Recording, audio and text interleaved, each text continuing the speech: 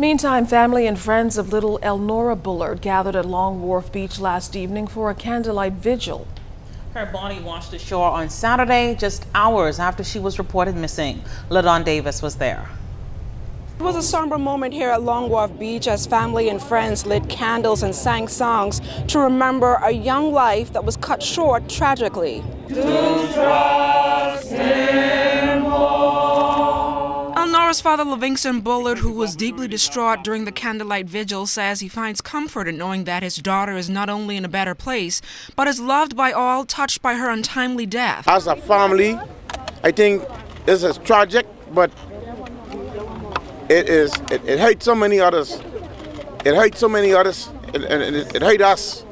So I know if it hurt us and reach out to the whole Bahamas and maybe even further, just a tragic loss. But as adults and as parents, we have to be mindful that wherever we go and we take our children, we must pay some closer attention to them.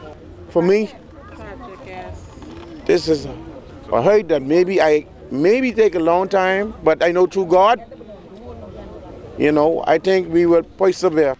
Bullard says while he does not want to point fingers at anyone for his daughter's death, he would like the naysayers to be mindful that their speculations and harsh criticisms of the ordeal deepen the wounds for all who grieve. They don't know what this do to family when tragedy hits them. I wish the government, honest to God, for every time you want to take something that's gruesome or something that's happened that's going to hurt people, and you want to turn it around on them and make them try to go against families or go against friends or go against anybody for the matter. Sometimes you have to just sit back and wait to get the right news or get the right information before you get out there and you start talking and saying things.